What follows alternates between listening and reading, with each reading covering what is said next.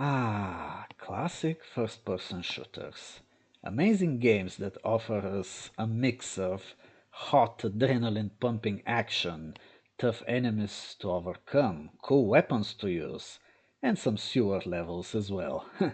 Hello again, folks. It's good to see you again. I will once again be diving into the depths of classic games, and as usual, first-person shooters, because they are my favorite genre after all. This time I'll be looking at an aspect of these old games that has always fascinated me as a kid. We'll be looking at hidden maps, also known as forbidden levels, as I like to call them sometimes. But what exactly is a hidden map? Now, as you can see here, by hidden map I mean any sort of map or level in a video game which can be accessed through normal gameplay, which means you have to use cheats. Well, that's the most common case. But there are some examples where you have to go a bit further and probably use a map editor or some other third-party utility in order to get to this deeply hidden map. I'll actually show one such example in this video. You'll see in a few minutes. Before we start, one quick reminder.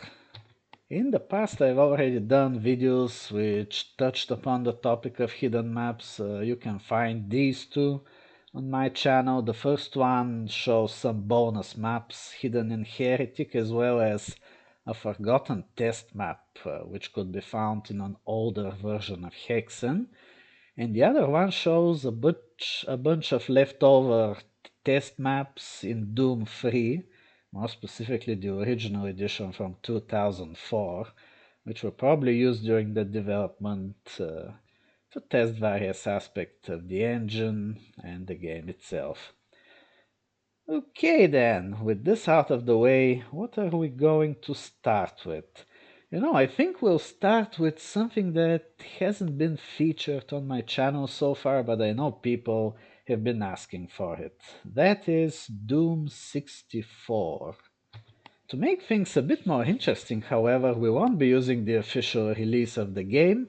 Instead, I'll be using an old source port called Doom 64X, which was actually made by the same people who developed the official release, which we got a few years ago. So X is a pretty good and accurate source port. It has only one slight inconvenience, and that is that it has to obtain game data from a ROM. If you don't know what that is, Nintendo 64 games came on cartridges, I'm sure you know that. So if you make a dump of all the data on a cartridge, this file is known as a ROM. And that's what you need to run Doom 64X. However, ROMs are frowned upon, so if you want to look for one, you have to do it on your own. I can't tell you where to find one, so don't ask. So anyway, like I said, Doom 64X is a pretty good port, although it was obviously superseded by the official release.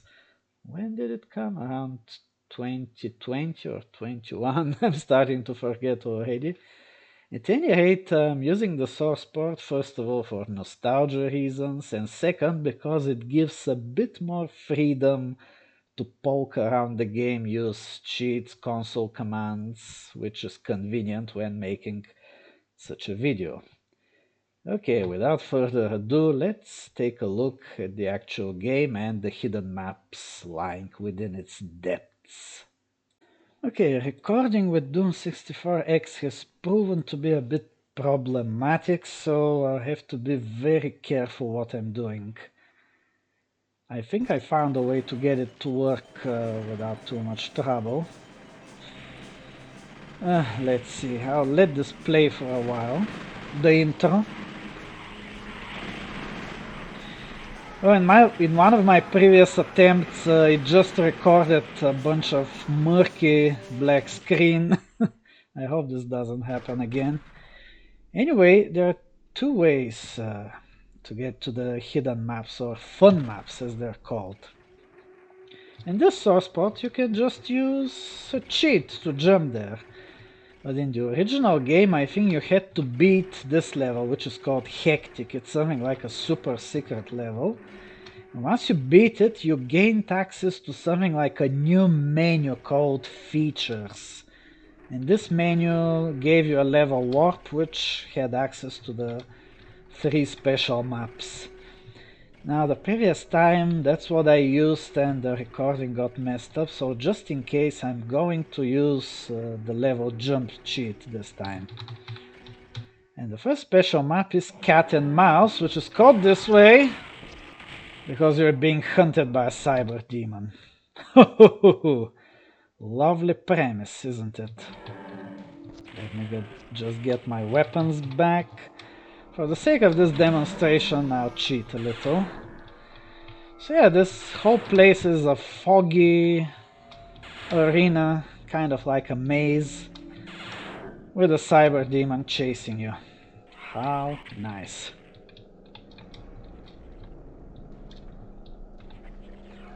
There are a few imps here as well, but they don't concern us. To beat the level, we have to beat the cyber demon. Cat and mouse. Oh, there he is.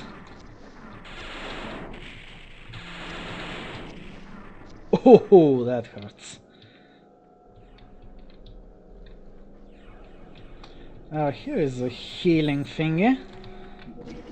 Oh, it's a berserk actually. It didn't save me. Don't you just hate it when that happens? Yeah, it may seem easy, but it's not. And besides, movement in this game feels kind of stiff compared to classic Doom, so I'm not able to dodge as well as I'm able to in Doom 1 and 2. I don't know, it just feels stiff, I can't really explain it.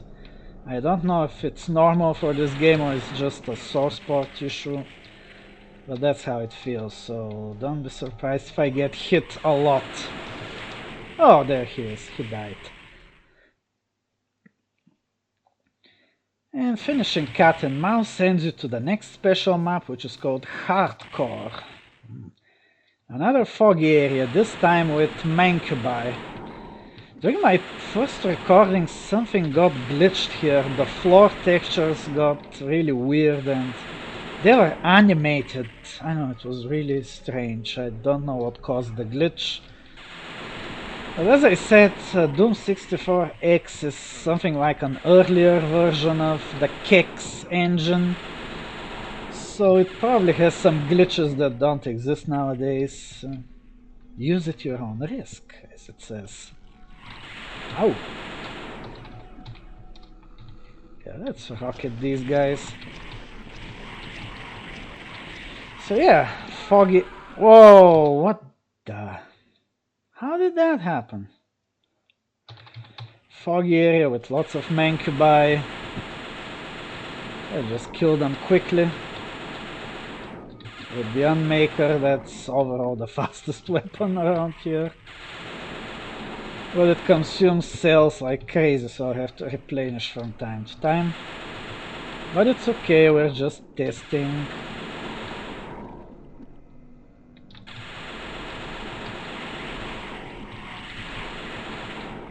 Okay, there should be a few more.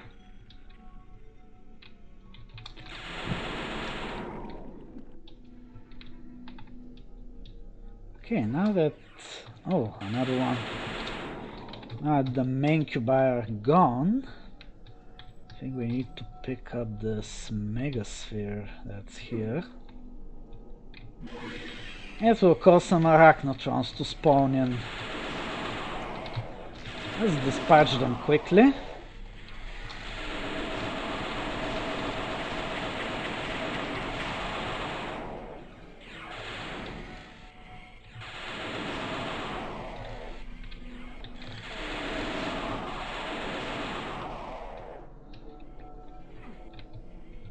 There should be one or two more. And once you take care of the Arachnotrons, the Cyber Demon comes, because of course there's a Cyber Demon. Kill him too and the map ends. Yay! And we find ourselves in the last hidden map, which is called Playground. And it starts in this dark, murky arena surrounded by arachnotrons on pillars. Ow! Okay, that hurts.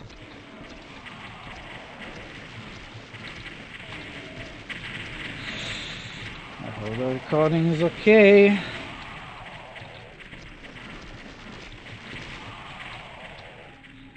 Okay, once you kill the arachnotrons, this megasphere appears. Pick it up and of course there's a cyber demon again. Did you expect anything less? Ow! Face rocket. Kill the cyber demon, the walls come down and there's some mancubi.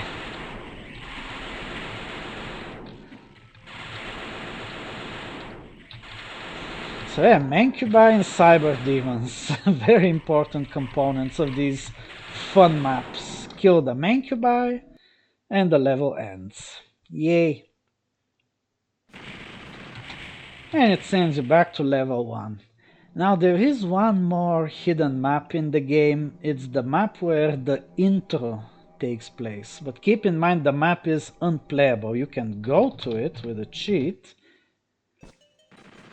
but it just plays the cutscene. You cannot play, move or do anything, even though the heads-up display is active. I suppose the map could be playable, but it would require a lot of modification, probably using a specialized map editor, so yeah, it's too much of a hassle for me to do. Anyway, what other games can we look at? The first game where I experienced hidden levels was Rise of the Triad, a first-person shooter developed by Apogee Software with Tom Hall as creative director. This was his first job after he was kicked from id Software in '93. So Rise was one of my favorite shooters in the '90s, alongside Doom, Heretic, Spear of Destiny, Descent. And it actually has different hidden levels depending on the version. In the shareware episode you get 2 hidden levels, then in the full game you get different 3 levels, and even the extreme Rise of the Triad mission pack has its own unique hidden levels. So let's take a look at the shareware episode first. Here we are. So the shareware episode is called The Hunt Begins, and the first level has the same name too. The Hunt with capital letters begins. So accessing the hidden maps is pretty easy. You just use the level warp cheat, which is accompanied by this really silly music. So the 2 hidden maps are at the bottom of the list. The first one is Too Tall. And as its name suggests, it's a pretty tall map. Too tall indeed. Oh, that's the firebomb. I love this gun. But it's easy to blow yourself up with it, so you have to be very careful when using it. So I think it should be obvious why this map is called Too Tall. It's something like a joke map. Please. Ooh, he started begging but then stopped. I'm not sure about this, but I suppose this is the highest possible height that a map in this game can have. Like the maximum. I don't know. Someone who has messed around with Rise of the Triad map editors could say, but yeah, it's really tall. Maybe this is the maximum. It's a very small map. It mostly exists to showcase this whole gimmick with the extreme height. Well, good thing there is no falling damage in this game, otherwise this map would have been pretty deadly. The other one is Playroom. Playroom is a small and simple map. Oh, that's a lot of bad guys. Good thing I brought my firebomb.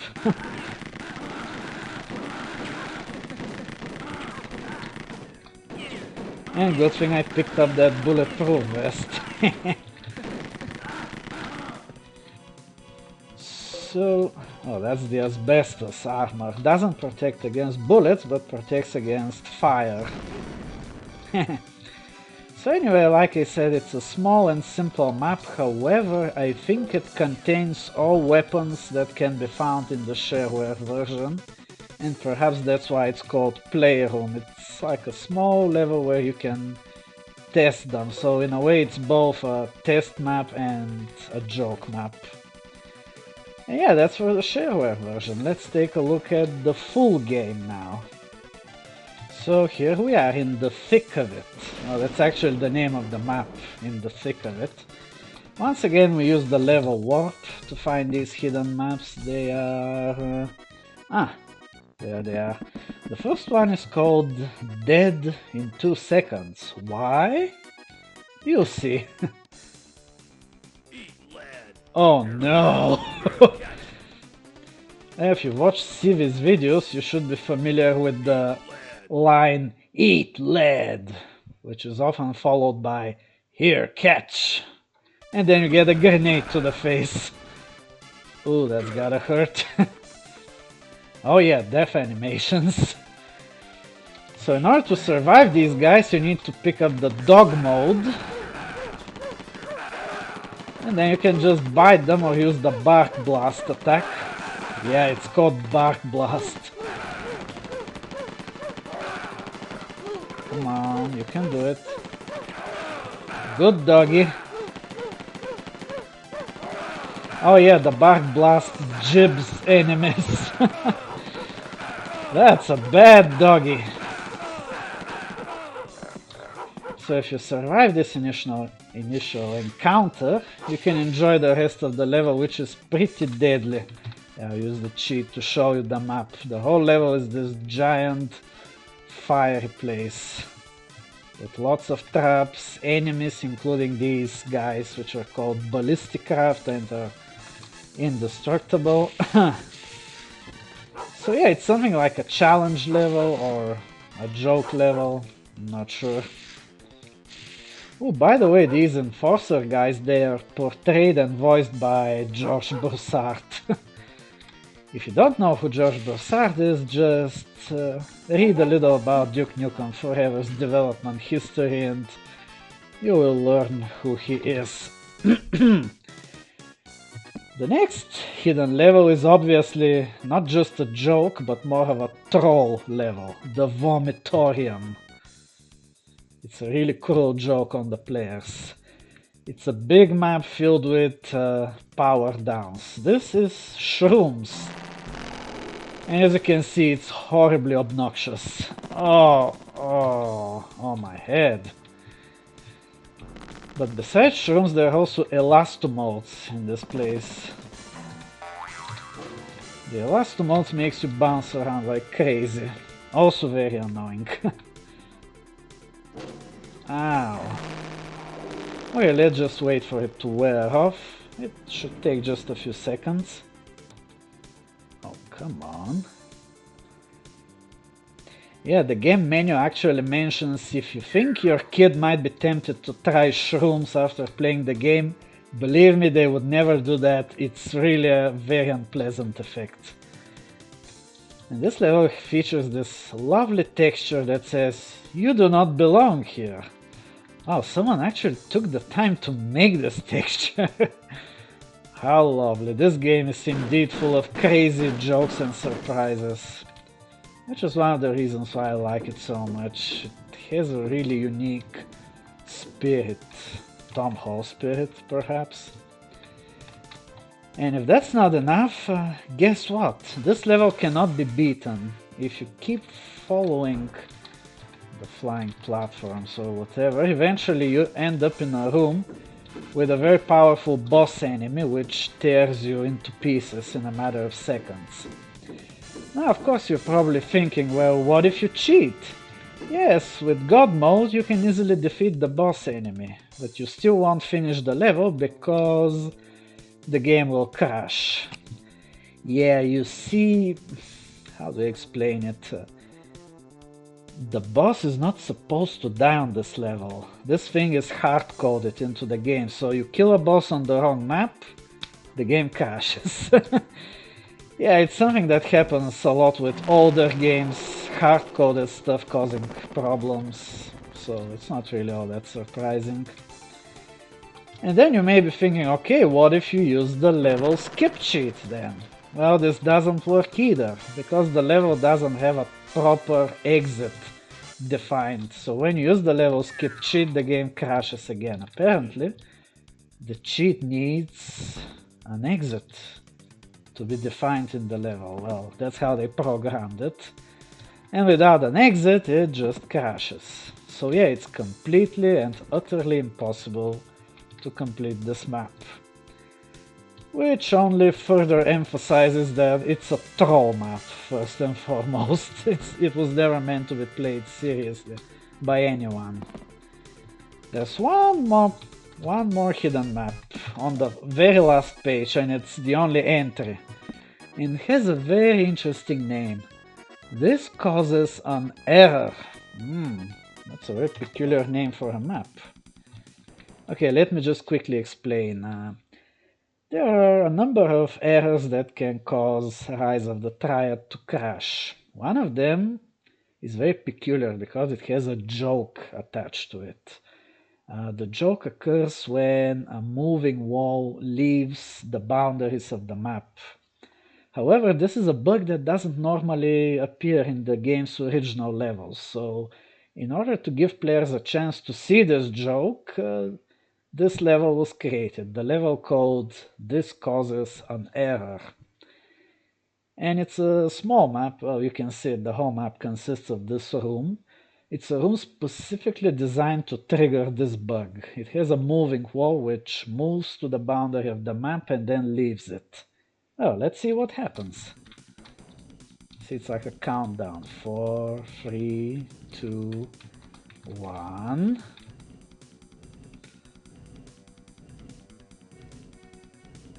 I'm free! Yeah, I imagine my surprise when I saw this for the first time back in the day. Yeah, it's silly, I know, but well, that's the Rise of the Triad for you. And then you're kicked out of the game with the error message, push while attempting to escape off the edge of the map. It is located at da da da da da. I'm free!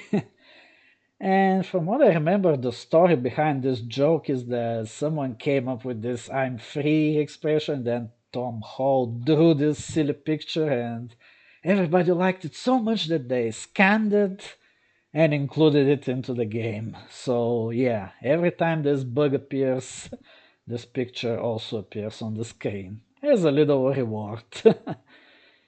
Well, let's finally take a look at Extreme Rise of the Triad, the official mission pack for this game. And here we are. This level is called A Tomb with a View. And it has a nice view, though it's deadly. You fall off the map in this game, you die instantly. Even with God mode on, or dog mode. So Extreme Rise of the Triad is... well, there are some maps that have regular difficulty, but there are also some maps that are ridiculously hard and frustrating. I should note that this mission pack has a few unintended hidden maps. Unintended in the sense that they're supposed to be regular maps, however they are not accessible due to bugs. For example, lightning strikes. The game skips over this level because of a bug and goes directly to a mode I rolled. So it's an unintentional hidden map. Same with 95 Windows. Obviously a joke on the ancient operating system Windows 95. Now the two real hidden maps in this mission pack are Gods of Annihilation and, of course, the Grand Vomitorium. Because what do we need? We need a sequel to the Vomitorium, right? So Gods of Annihilation is... it's a map that has left many players traumatized. The mere mention of its name can cause PTSD in some people. In fact, I'm not sure if I want to play it. Okay, I'll do it. The sacrifices I make for this channel. Ah! Whew. Okay, I survived this encounter. Ooh, it's so dark and creepy. Oh, that's Gods of Annihilation, the nastiest map in the game. What's this? Alright. Oh my god, I survived it. Oh, wow. The adrenaline rush. It's amazing. It's amazing. Anyway, the Grand Vomitorium, it starts similar to the previous map, although it has the obnoxious music known as Here Boy. Let me turn it up a little bit. Yeah, you should remember this music from Civi's channel. He has used it a few times.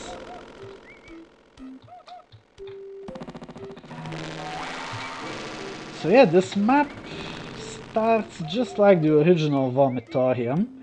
However, there's an actual exit. However, reaching this exit requires you to go through a whole lot of cruel tricks, like Tom Howard, Joe Sigler used every possible dirty trick they could conjure up with the map editor, and there's some really nasty things like see those power downs, imagine making them invisible, like there's this really thin ledge you have to navigate and there's an invisible elastomode put in the middle of it. Ah yeah, that's a reverb effect, it was added to the game in version 1.3. Not sure if it was a good idea to add it. Perhaps they should have included an option to turn it off, but back in those days it was considered a pretty high-tech effect, you know, reverb. It's a bit annoying, to be honest. Oh, I'm not sure what the direction to go was. Okay, give me a few seconds, I'll try to get a bit further into this crazy map. Okay, made some progress. Of course, I'm constantly on the lookout for some nasty trap or something.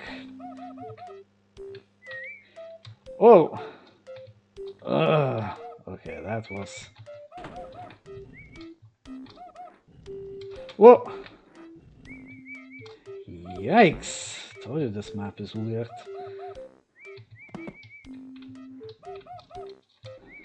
Oh yeah, here's the thin path, and somewhere along this path, as I mentioned, is a lovely invisible elastomode that you can't avoid picking up. See? Ah! Yeah! And that's just one of the many nasty tricks in this level. Towards the end there are a bunch of gas traps stacked on top of each other, and there's an exit, but when you take the exit, guess what happens? It just restarts the level. Yeah, that's probably the most cruel joke of them all. Even if you escape the level, you're doomed to repeat it for all eternity. Towards the end, there's also this really big room which has a pretty unambiguous message in it. It says with big letters, cheat now. So yeah, it's definitely a troll level, taken up to 11. Well, since we're on the topic of apogee, why don't we also take a look at Duke Nukem 3D? But before we awaken the Duke, just a very small bit of shameless self-promotion. If hunting for secret levels is something you enjoy, you can check out this playlist on my channel, Secret Levels of id Software. It's a project that I did over the course of 7 months, and it was a very fun and sometimes even educational experience. Anyway, back to Duke and hail to the king, baby. Duke Nukem 3D, one of the most amazing first-person shooters of the 90s, and in a way it's like a symbol for this decade because it had a lot of over-the-top humor, sometimes a bit dark or a bit obscene, but still we enjoyed it so much. It was funny. It wasn't just rude for the sake of being rude, but it was done in a way that made sense. So for the sake of old schoolness, I'll be using the original edition of Duke 3D, which has only 3 episodes. So the non-atomic edition, that is. Anyway, here cheats won't let you into the hidden maps. You actually need to use command line parameters. Okay, first one is V. V stands for volume. The hidden maps are in episode 1, so we select volume 1. Then L for level. They occupy level slots 7 and 8. And then S for skill, 0, 1, 2, 3. Well, let's pick 2 or something. Enter, and if we've done everything correctly, we'll find ourselves in Faces of Death, the first hidden map of Duke 3D. I think it was intended to be a multiplayer map or something, and it's populated with a bunch of nasty battle lords, which will take a lot of time to kill, so for the sake of not making the video too long, I will remove them with a cheat. Yeah, sorry about that, but otherwise it will take a lot of time to wipe them out. So yeah, when you approach one of these guys, the cheat removes them. So yeah, it really looks like a multiplayer map. It's circular, non-linear. Okay, what can I show you in this map? First of all, let's take care of these buttons. They have a function you'll see a bit later.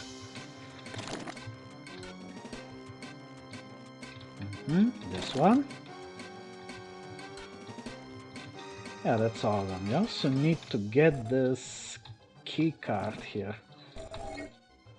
Blue key card. Okay, now we can visit this place, and here you see the actual faces of death. These are developers from 3D Realms. There's some stuff down here. The curious thing about this map is that it was slightly changed. Wait, it's a bit too loud. It was slightly changed in the Atomic Edition. Some faces were removed, probably because these people left the company, and some new faces were added. One of the new added faces, by the way, was of Randy Pitchford. Yeah. And if you don't know who Randy Pitchford is, let's just say that nowadays he is Duke Nukem's jailer. Yeah, if you know, you know. Oh, look, it's George Broussard again. No, it's kind of sad. He contributed so much to the previous Duke Nukem games, the platformers and Duke 3D itself. And then when the time came for Duke Nukem Forever, well, he was pretty much the engineer of its downfall. I still can't believe it, but yeah, it's a sad story. So we use the blue keycard here. Come on, I said we use the blue keycard. And it will open another area of this level, but watch out for the trip mines. Oh. We'll have to defuse them carefully one by one. Ow! Okay, that's... I think we got all of them. So that's the upper part of the level. It has this interesting picture of a dancing lady. And this door here. And if you pressed all the buttons, it opens. But there is no exit here. Now the 20th anniversary edition of the game has an exit placed here, so you can finish this map.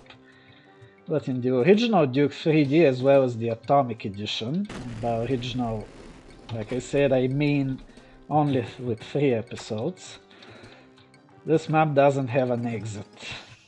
Yeah. Now, some source ports allow you to access it without using command line parameters, which is convenient. But anyway, yeah, that's the map, Faces of Death. It's a nice relic from the past, showing the people who worked on this game. Then some faces got updated. But yeah, that's the... Ow, the original team. Anyway, that was one hidden map. The other one occupies map slot 8. So just change the L to L8 and yeah, it's called the user map. It doesn't have any other name. And it's obviously a test map. It's just this room. It has all power-ups arranged around the edge. as well as all weapons and ammo in the center. This map was also updated in the Atomic Edition. Here they added 2 pieces of microwave expander ammo. The microwave expander is a new weapon that was added in the Atomic Edition, and it's tied to the shrinker. It's selected by pressing 7 again. Of course, pressing 7 here has no effect because the expander doesn't exist in this version. And yeah, that's the whole map. There's nothing else here, just this room. So I guess it's a convenient place to put all items, weapons and ammo for testing purposes, probably. Yeah, many developers put testing maps in their games, but they're usually removed before the game is released to the public, though some exceptions exist. Like Hexen had a test map hidden in it, which they forgot to remove, which is a weird maze with a lot of moving walls. Well, that's it for Duke Nukem 3D. What's next? Okay, you're probably thinking that the examples I've shown so far are pretty easy. They just require a level warp cheat or something like that. Okay, I'll show you something which is a bit more tricky. Introducing one of my old childhood favorites, Blakestone. A pretty decent classic shooter, although it had the bad luck of being released shortly before Doom, so it didn't have much of a chance, as you can imagine. You could say it was doomed from the beginning. And that's mostly because it was based on the old Wolf 3D engine, which immediately became obsolete when Doom came out. And besides, it's Doom. Nobody could stand up to it back in those days. So anyway, Blakestone consists of 6 episodes, and all of them have some really well hidden and hard to get to maps in them. Let me show you. So this here is the structure of a Blakestone episode. As you can see, the regular levels available to the player are map slots from 0 to 10, with 0 and 10 being the secret levels. 0 is often referred to as the basement. However, there are also 4 additional slots from 11 to 14, which are not accessible. And I mean, you can't get there with cheats or command line parameters. They're completely sealed off to you. No way to get in there. And they contain leftover test maps and even some placeholders. However, there is some way to play these maps. You have to use a map editor. Yeah, most map editors for Wolf 3D, which also support Blakestone, have this option to move a map from one slot to another. So what you can do is grab one of these maps, for example 11, and move it to 1, for example, which immediately makes it playable, because it kind of becomes a regular level. So that's what I'm going to do. I'm going to grab these 4 maps, as well as a few others from the other episodes, and move them where the regular levels are. And then we can play them. Okay, I don't want to bother you with the whole map editor shenanigans, so I did it before recording. I haven't modified this copy of Blakestone by moving the inaccessible maps into accessible map slots. Now let's enable cheat mode by adding the Powerball command line parameter. Well, notice the game detects my modifications and gives a warning. Continue to play at your own risk. Ooh, okay, geez.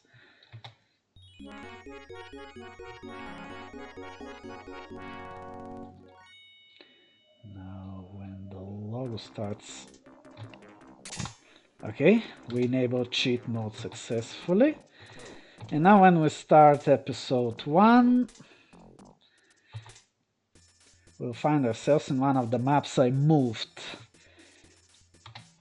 So yeah, this map used to occupy map slot 11. And it's just a small test map. I think it was used for push walls. Yeah, that's it, just 2 rooms connected to each other and some push walls between them. Something curious about Blake Stone is that it fixes a problem that existed in original Wolf 3D. When playing the game on faster systems, push walls tended to go further than they were supposed to. And the effect of this was that sometimes they blocked passages or crushed items, preventing you from picking them up. So yeah, it was an annoying issue. Now the level warp cheat. Here, as you can see, typing 11 doesn't work. 1A. What? No, that doesn't work either. For some reason I thought that maybe hexadecimal numbers would work, but no. It restarts the level for some reason, all because it ignores the letters. Anyway, 2. This map used to occupy map slot 12. It's actually a real big map, you know, with objects moving around. Oh, these electrospheres, they're so annoying. Some crates.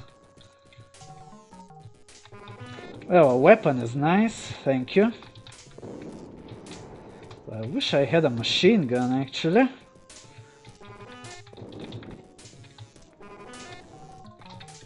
Ooh, that's a turret. Turrets can be killed with the pistol. So yeah, the level consists of this huge room alongside some cubicles, rooms, whatever. Something curious, this lamp here is never used in any of the levels of the game, so I don't know why they put it here in the middle of nowhere. So yeah, the level is a bunch of rooms. I suppose it's a test map used to try different things. I'm not sure what exactly, the developers can probably tell. Oh, well, let's give myself some weapons. One theory is that they used it to test these generators here. They appear in the very final level in the game, and destroying them is an objective to finish the game. Perhaps they were testing this functionality, I'm not sure. And I can finally take care of these stupid turrets. Ah, plasma sphere. I think Civi mentioned how deadly these things are in his video on Blake Stone. Yeah, they're ridiculously overpowered. So yeah, that's the whole map. Ah! I hate these guys. Just turrets, some moving toxic canisters, some monsters, and a few of these generators. And these rooms, some of them are empty actually. Or maybe you need to play at a higher difficulty. Oh, that was a lot of turrets, yeah.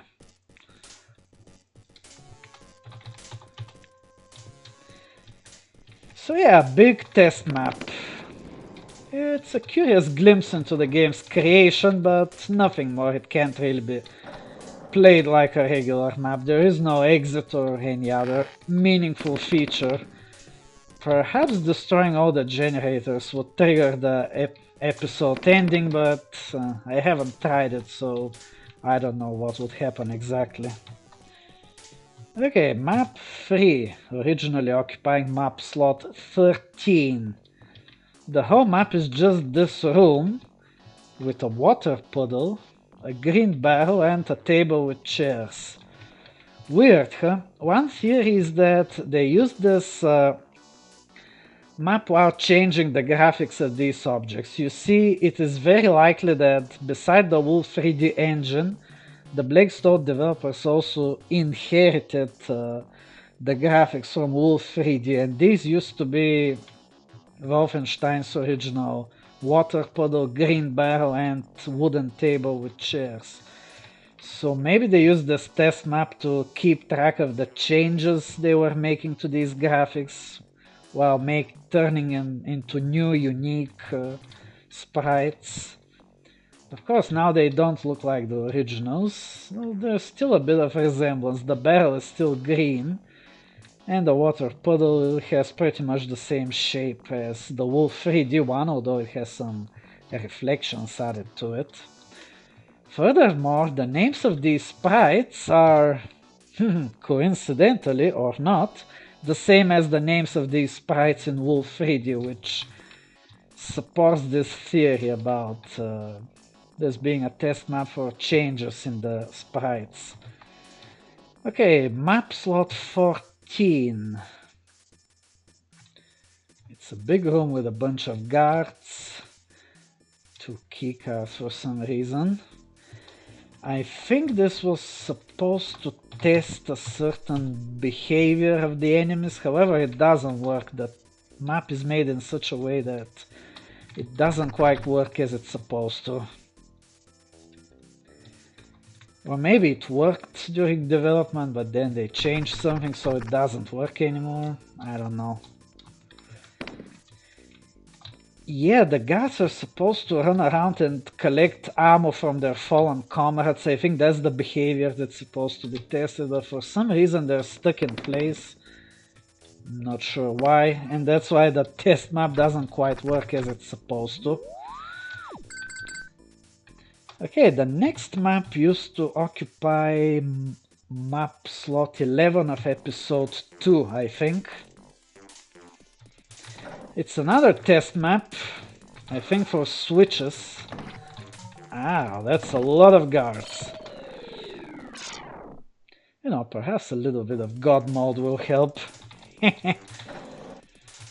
Let's see you kill me now, you blue bastards. Yeah, the basic guard in Wolf 3D is brown, in this game they're blue. Though they still work pretty much the same way as the brown guards in Wolf 3D. They walk around, shoot you with a pistol, and they die easily. Well, if you haven't played Blake Stone, notice how violent this game is. Look at all the blood, yeah. Some explosive canisters here. Weren't there some switches? Oh no, they're in the next test map actually. I'm not sure what they tested here, but anyway. Wait, no, 6.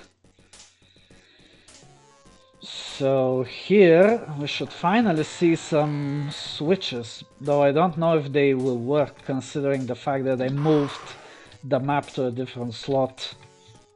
No switches? Did I do something wrong? I don't see switches, but I see a hidden message. Yeah, it says thanks for registering. You're welcome, you're welcome.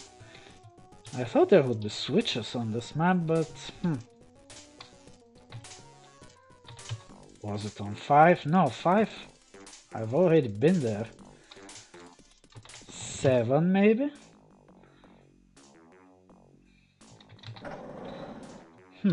I must have forgotten to move the map with the switches. Anyway, this is obviously a placeholder map. It's just a giant empty room. And the size of the room is the same as the size of the map itself. Now, of course, normally there would be walls, doors, enemies, items, but in this case it's the only thing on this map is the elevator that takes you between levels. Everything else is empty.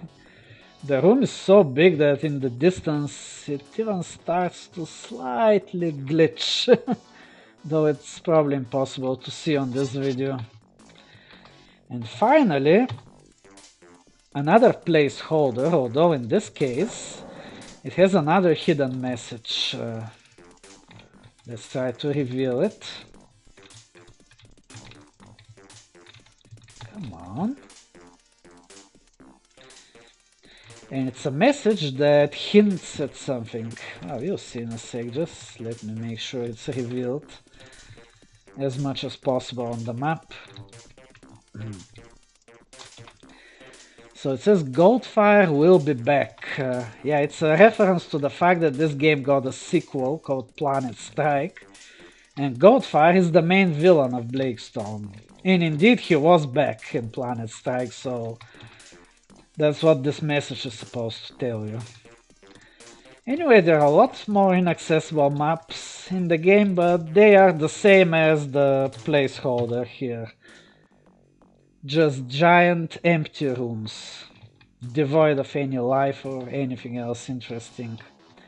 Before I leave the game, let me show you one of the cheats. Shows you all the walls and sprites from the game. And among the sprites, there are a few interesting hidden things. Like, for example... Come on. Come on. Yeah, that's all the walls from the game. These are floors and ceilings, and... we should get there soon. Doors. Wow, that's a lot of doors. Here's a hidden message from the developers. Hacker! Hello from the guys at Jam. Jam Productions being the company that made Blackstone.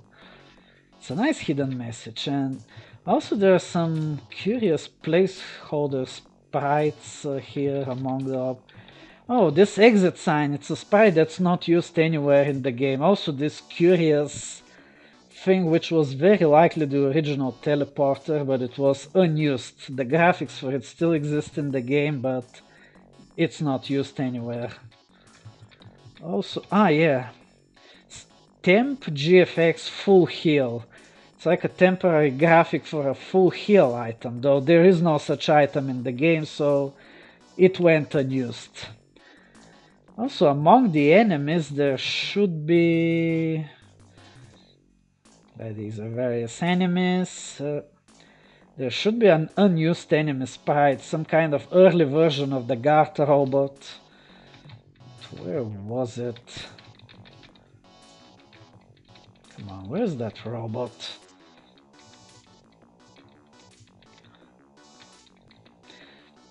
You know, Night Dive, isn't it time for a Blackstone remaster? Just a random idea, you know, you don't have to listen to... there's the guard robot, and after its sprites you find this temp, which is almost looks like the finished version, but it's slightly more different. Kind of resembles the Terminator without the skin. And there are just 3 frames of these graphics, just the shooting graphics. You can probably see the word temp near the head. So yeah, I think that's all I can show you from Blackstone for now. And while we're still on the Wolf 3D engine, I think it's time we take a look at the promised Capstone game. So we'll be looking at another shooter based on the Wolf 3D engine. That's Corridor 7. Don't worry, I'm not going to subject you to Operation Body Count, I'm not that sadistic. So Corridor 7 came in 2 flavors. First one is the floppy version, the more basic edition, which has only single player and 36 maps, 30 regular levels and 6 secret maps. But there's also the more impressive CD version, which added multiplayer. Ooh, 3 new weapons. I think 3 new weapons, 10 new single-player levels occupied by several new monster types, and even had a new boss enemy at the end. Remember, the Ultimate Doom reused the Spider Mastermind, but Corridor 7 had a new boss. And they also added a bunch of new deathmatch maps, specifically designed for the new multiplayer functionality. In total, 54 maps. However, the game has 60 map slots, so what happens to the missing 6? Well, as you can probably guess, they are placeholder maps. And here's the interesting thing, each placeholder map is unique. Yes, somebody at Capstone actually took their time to design a different placeholder for every unused map slot. Now that's dedication. Okay, obviously we're going to be looking at the CD version of the game since the floppy one doesn't have anything hidden. Well, they had to conserve space, you know, floppy disks have a small capacity. Anyway, let's jump into the game now. Well, I hope you folks are ready, because this isn't a regular gaming company we're dealing with. It's the pinnacle, the very pinnacle of entertainment software. And since we're using the CD version of the game, we'll have to mount the image. Yeah, because it requires the image to be mounted, unlike the floppy version, which doesn't require anything. Wait, I think these settings should be fine, at least according to my experience. Okay, well, let's get there. Now, of course, we want cheat mode enabled, so we do it by including the parameter level 1 diagnostic. And now, folks, let's see one of the most legendary logos in gaming history.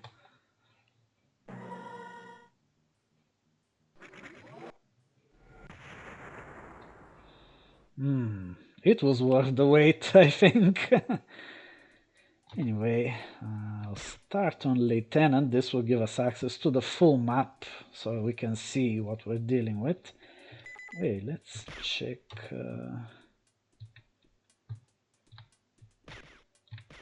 yeah, let's say just music. Yeah, that's CD music. Do we have CD music? Doesn't matter. Anyway, let's start. Oh yeah, this blinking. Why does it blink while loading a level? Ooh. So yeah, we have a full map. We can see, yeah, the map's in the upper right corner. That's the start of the game. It has a curious secret here. This corridor has the names of the developers for some reason hidden in this corridor. But that's not what we're interested in. Now, first to enable cheats, what was it? Tab, Shift, Control. Yeah, special keys enabled. What was it? Backspace, down. Yeah.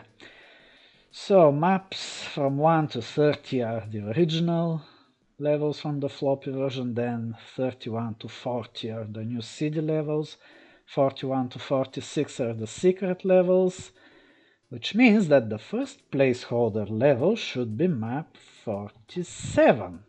Let's take a look.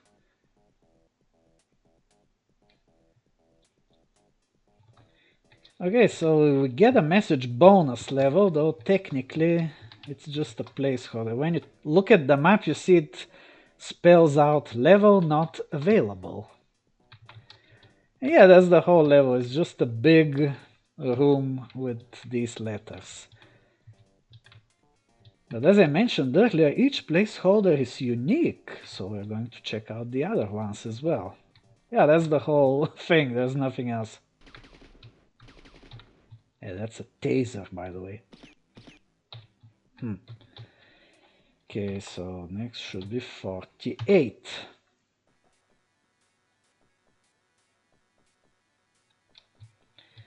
And yeah, again, it's an empty map that spells out level not defined. Well, technically it is defined if I'm able to access it. It's defined, otherwise the game would have crashed. Yeah, these walls have these weird eyes that open when you click them, and sometimes they even hurt you. I don't know if you notice there's a slight red flash on the screen, which indicates I'm getting... See, my life decreases. Opening these eyes steals my life. Talk about adding weird features to this game. No, I don't want to disable sound.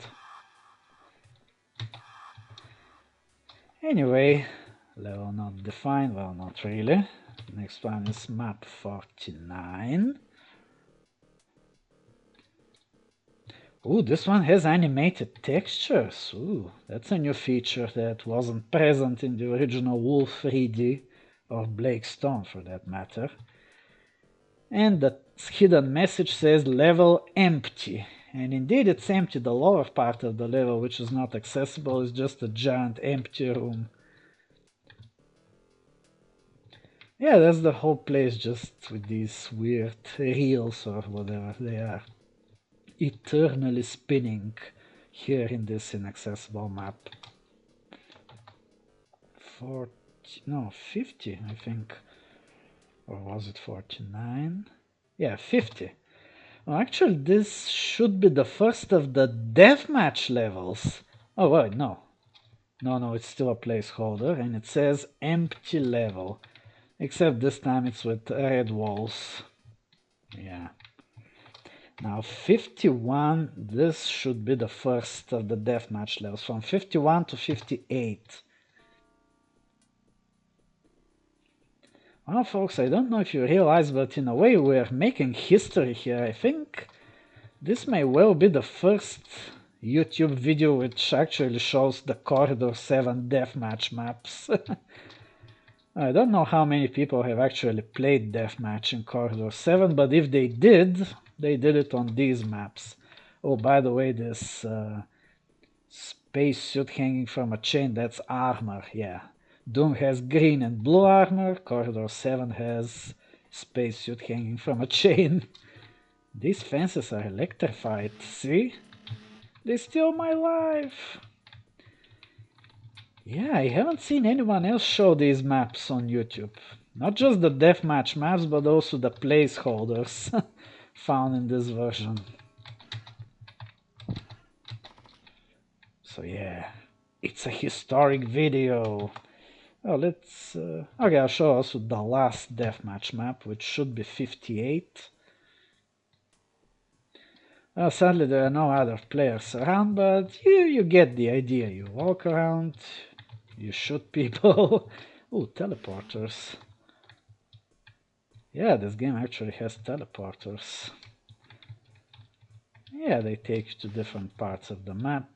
Nothing really extraordinary here. Some deathmatch maps have teleporters, others don't, so yeah. I see some inaccessible rooms, but I don't know. Yeah, that's another weapon. There was it 57? Another one with teleporters? I don't know. Yeah, this one. Yeah, which teleports to these on. These glasses are bulletproof, so other players can't shoot you from the other side, but they can see you. Anyway, back to the placeholders. Only 2 of them left, and the first one is at map 59.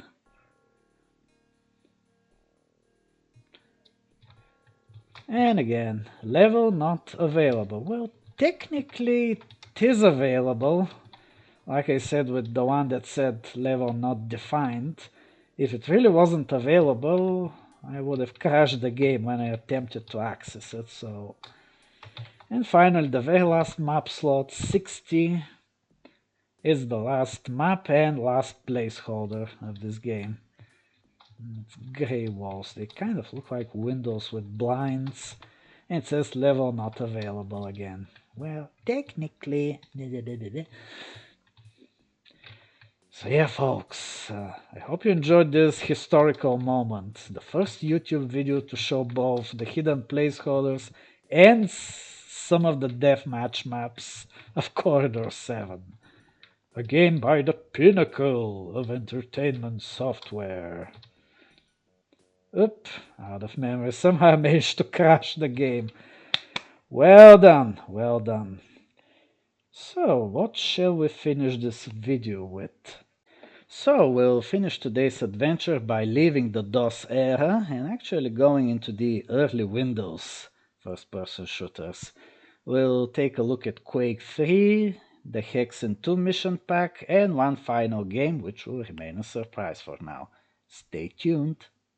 Going a couple of years forward, we find ourselves in Quake III Arena. It actually has a hidden map lying somewhere within its confines. Well, we'll have to use the console to get there. And the purpose of the map is quite obvious based on its name. The name is test_big box. And that's the whole map, is one big empty box with nothing in it. You know, Doom 3 has a very similar hidden map in it, which is also just a big empty box, useful for summoning enemies or other objects for test purposes. I suppose this one was also used for test purposes of some sort. What kind of, I don't know, but really there's no way to play in here. I think you can't even summon bots, so it's really... let's give it a try, but I don't think it would work. Yeah, it doesn't want to add bots. It says bot AI setup client failed. So when you come to this map, you will be all alone. Just you and your thoughts. And your gun. And yeah, that's all really. There's nothing else to this map. Just a big empty test box. You know, Quake 3's mission pack Team Arena also has a hidden map, and it's actually unintended. Yeah, it's called Texture Grab. It's a map that contains all new textures from Team Arena, and its purpose was for these textures to be grabbed and included into the game's data file. However, as an unintended side effect, the map itself was also grabbed and included into the game. That's how we have access to it nowadays.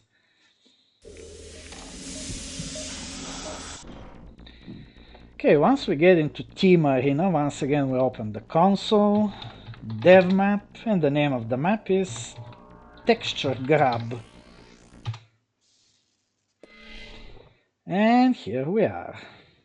We have very obvious development left over, and here you can see me standing on a bunch of small cubes, and they're covered with textures, all sorts of different textures that are used in Team Arena so that they could be grabbed. Some of them even animated. This one is something like chains. This one is kind of like missing. I don't know why it's glitching like this. There's even something like lights. And there's something like light fixtures.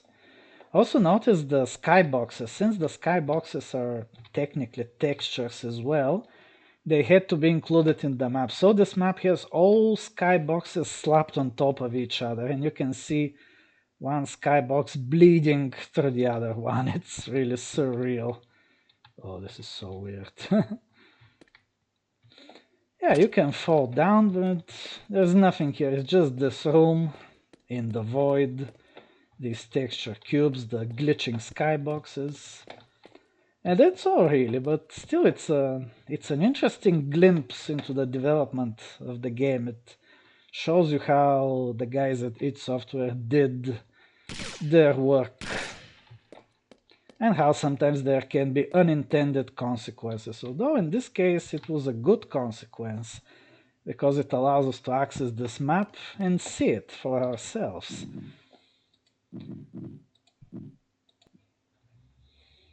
You know what? Hexen 2 doesn't have hidden maps. However, its mission pack, Portal of Praevus, does have some. So that's where we're headed next. Okay, a recording from vanilla Hexen 2 also turned out to be a bit problematic. I actually had to consult the PC Gaming Wiki. Very useful site if you're looking for solutions for various problems with old games. So I found a solution, and now it should work properly. Welcome to Portal of Praevus. So I'll use the new character that was added to the game, the Demoness. Difficulty doesn't matter much which one we use. So there are two hidden maps in this game. Ooh, by the way, the Demoness looks really cool. Her default weapon is shooting fire from her hand. Nice. So the first one is called Monsters. I don't know if you can see. The font is small, I know. You type in map monsters, and it takes you to a very obvious test map that was left in the game. Actually, I'm grateful when developers leave these things in the game instead of removing them. For the sake of the testing, I'll put on no target, because there are a lot of monsters around here. It's a test map primarily for monster behaviors and such stuff. So yeah, it goes in different directions, and there are various rooms for testing different things. How do you get up there? Can you get up there at all? Maybe not. Ooh. So yeah, these are some of the new enemies, pentacles, and I suppose this environment is supposed to test the way they move. Should we awaken one of them? Come on. I attacked you, so even with no target... I guess no target is pretty strong in this game. Okay, what other test rooms can we find? Oh, that's good. There's some ice. Yeah, some of the new levels in the mission pack have ice. Some sheep. This is an arena of some sort. Gives you all the weapons and then unleashes a bunch of enemies at you. However, I think it's impossible to exit the arena once you've been inside.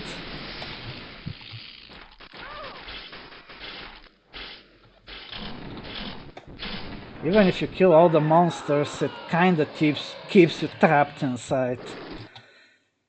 So yeah, let's check the other rooms. What's this?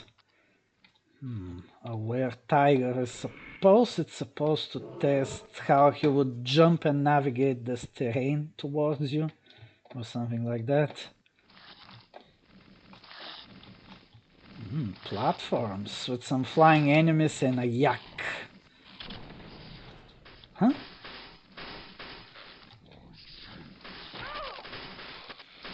Oh, he's shooting at these guys. Curious. What else? I saw this with the eyes. A maze-like thing with another yak, again probably to test navigating mazes. I'm not sure. And this here is something like a glass wall with some monsters behind it. Oh, this sends you here behind the glass wall, but... Okay, we can try running one of these tests. Let's put on some God mode and then turn off no target. Hey there! So can you come to me? Whoa, that was a big jump. Wow, nice movement. You're doing your job well. Ooh. Let's try. Where was the... Hey guys, can you follow me through this maze-like thingy? Yeah, they're doing a relatively good job following me. Well done, Raven. Ugh.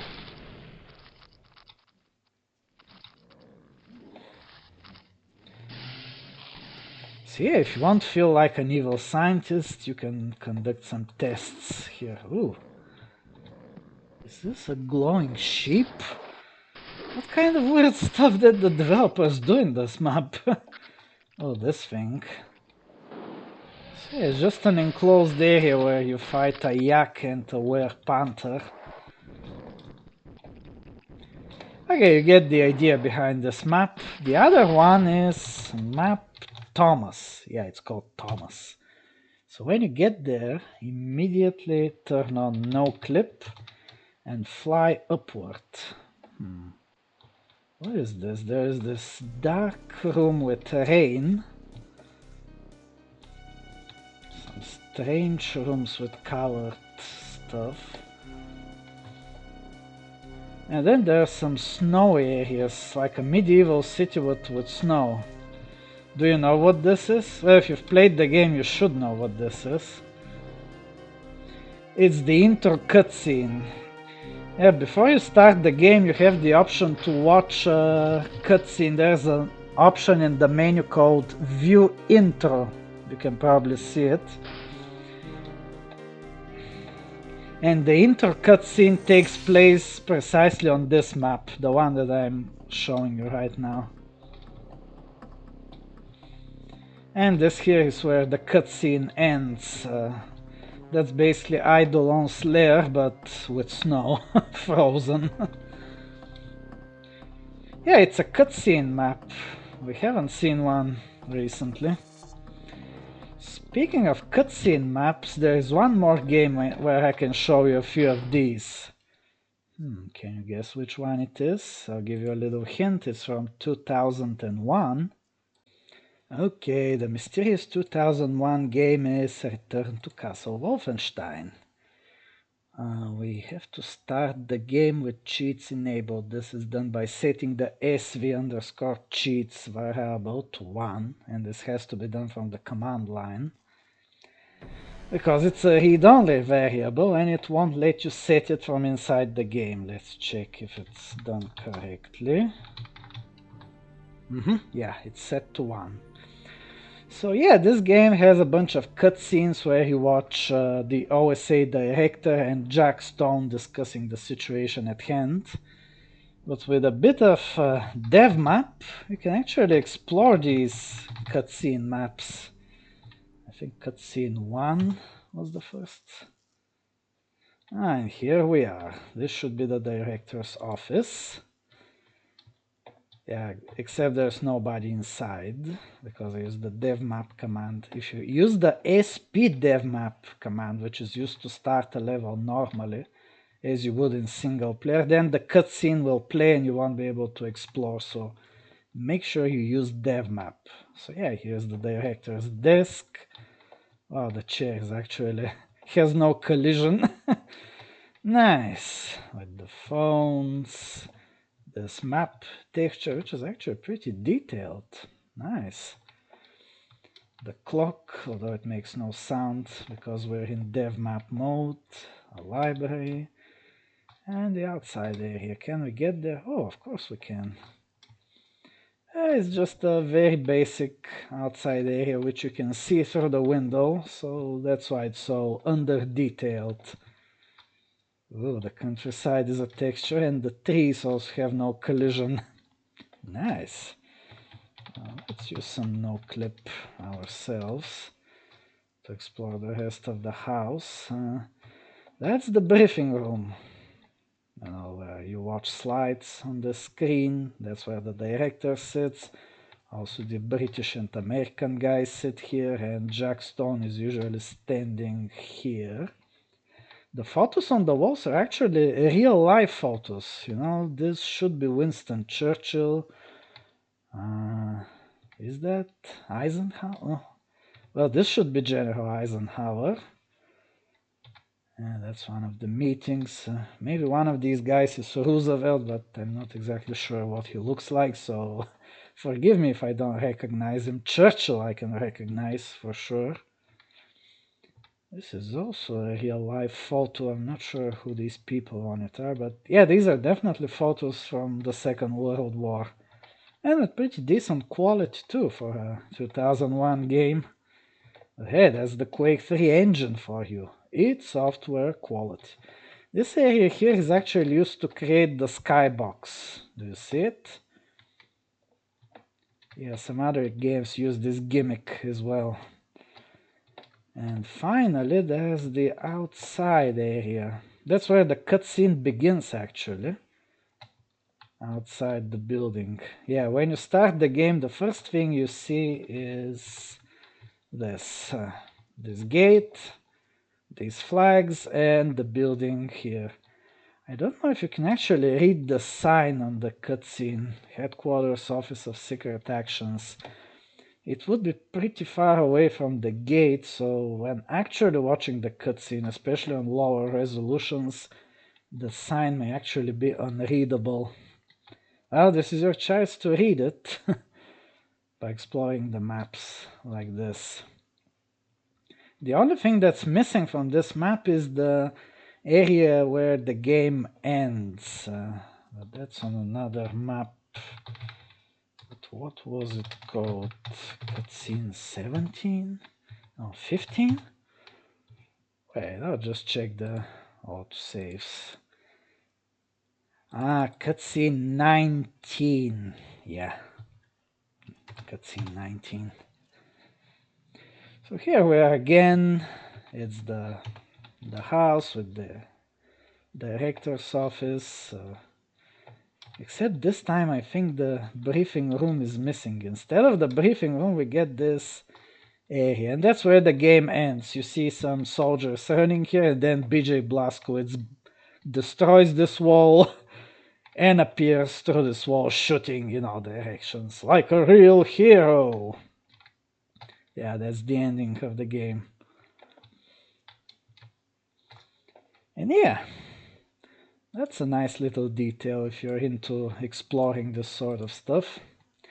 Anyway, that was the last game I'll show in this video. I hope you enjoyed this little rummaging through places that we're not supposed to go to. Like I said previously, we made history with this footage of Corridor 7 that I showed earlier. I hope you enjoyed it. As capstone games go, Corridor 7 is kind of decent, although still it takes some time to get used to and has some quirks which may be annoying, but still it's quite tolerable. At least it's a game that I can sit down and play to the end without rage quitting at some point.